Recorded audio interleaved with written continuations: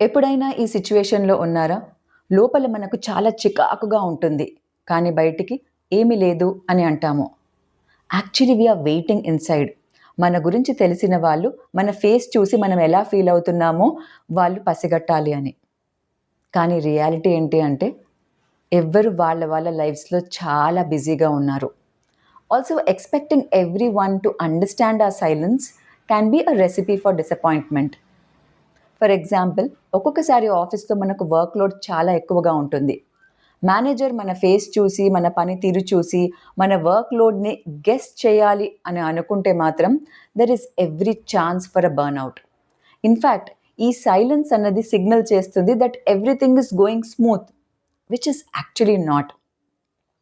ఎలాగైతే మన ప్రాజెక్ట్‌కి ఒక స్టేటస్ అప్డేట్ ఇస్తామో, in the same way how we are feeling about the work, దాని గురించి కూడా ఒక స్టేటస్ అప్డేట్ ఇస్తే థింగ్స్ చాలా క్లియర్‌గా ఉంటాయి. ఆల్సో ఎక్స్‌ప్రెస్ చేయడము అంటే కంప్లెయింట్ చేయడం అన్నట్టు కాదు. It is just passing the right information. And coming to personal relationships, ఇది ఇంకా చాలా ఇంపార్టెంట్. అన్నీ మనసులోనే దాచుకొని, అది బయటికి వెంట్ ఔట్ చేయక, లోపల ఒక టెన్షన్ బబుల్‌లా ఉండిపోయి, ఒకేసారి ప్రెషర్ కుక్కర్‌లా ఢబేల్‌మని బర్స్ట్ అయ్యే ఛాన్స్ ఉంటుంది. ఆల్సో ఆ opposite person point of view గురించి ఆలోచిస్తే, వాళ్ళు పదే పదే వచ్చి, ఇలా ఎందుకున్నావు? ఏమైంది?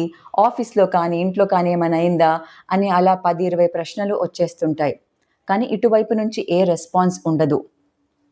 వాళ్ళు కూడా టయర్డ్ అయిపోయి విసిగిపోయే ఛాన్స్ ఉంటుంది. ఎందుకంటే వాళ్ళు ఇలా ఆలోచించే ఛాన్స్ ఉంది. ఎప్పుడు నేనే అర్థం చేసుకోవాలా?